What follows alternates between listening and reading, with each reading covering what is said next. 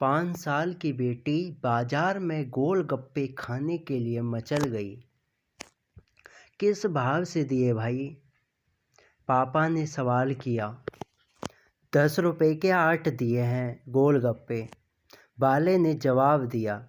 पापा को मालूम नहीं था गोलगप्पे इतने महंगे हो गए हैं। जब वे खाया करते थे तब तो 1 रुपए के 10 मिला करते थे। पापा ने जेब में हाथ डाला। 15 रुपए बचे थे। बाकी रुपए घर की ज़रूरत का सामान लेने में खर्च हो गए थे। उनका गांव शहर से दूर है। 10 रुपए तो बस किराए में लग जाने हैं। नहीं भाई, 5 रुपए में 10 तो ठीक है, वरना नहीं लेने। यह सुनकर बेटी ने मुंह फुला लिया। अरे अब चलो भी, नहीं लेने इतने महंगे। पापा के माथे पर लकीरें उभर आईं। अरे खा लेने दो ना साहब, अभी आपके घर में है तो आपसे लाड़ भी कर सकती है। कल को पराए घर चली गई तो पता नहीं ऐसे मचल पाएगी या नहीं। तब आप भी तरसोगे बिटिया की फरमाइश पूरी करने को। गोलगप्पे वाले के शब्द थे तो चुभने वाले, पर उन्हें सुनकर पापा को अपनी बड़ी बेटी की याद आ गई, जिसकी शादी उसने 3 साल पहले एक खाते पीते पढ़े लिखे परिवार में की थी। उन्होंने पहले साल से ही उसे छोटी छोटी बातों पर सताना शुरू कर दिया था।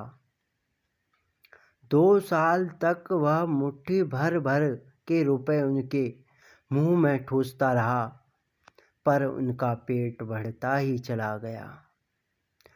और अंत में एक दिन सीढ़ियों से गिरकर बेटी की मौत की खबर ही मायके पहुंची।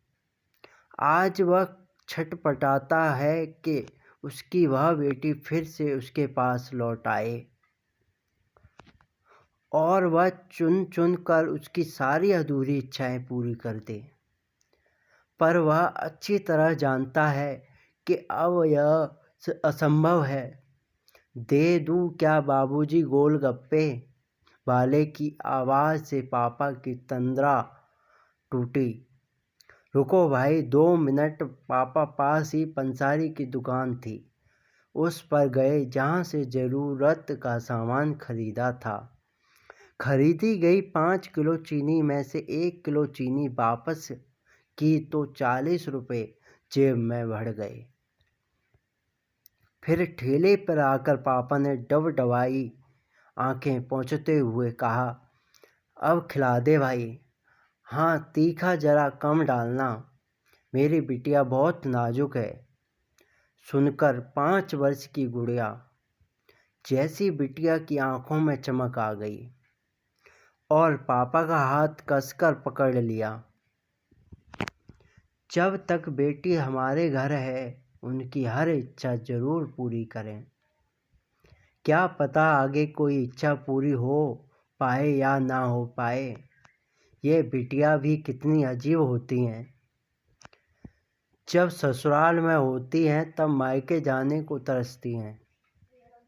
सोचती हैं कि घर जाकर माँ को ये बताऊंगी, पापा से ये मांगूंगी, बहन से ये कहूंगी, भाई को सबक सिखाऊंगी और मौज मस्ती करूंगी।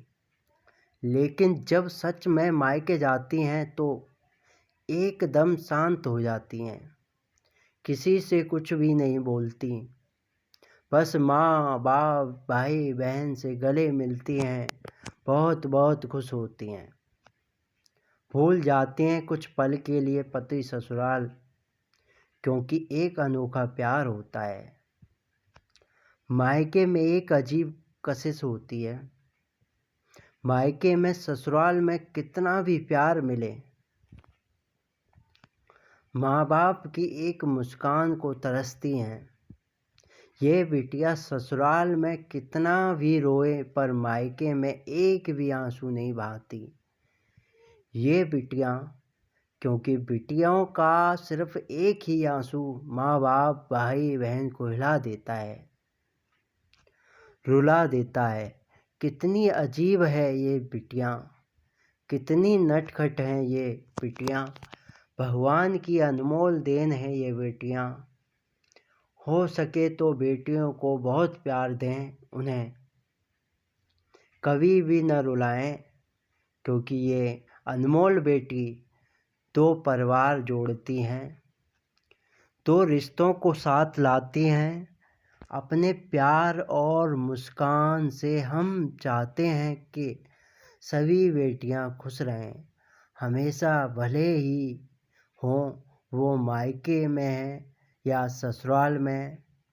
खुशकिस्मत हैं वो जो बेटी के बाप उन्हें भरपूर प्यार दें, दुलार करें और यही व्यवहार अपनी पत्नी के साथ भी करें, क्योंकि वो भी किसी की बेटी हैं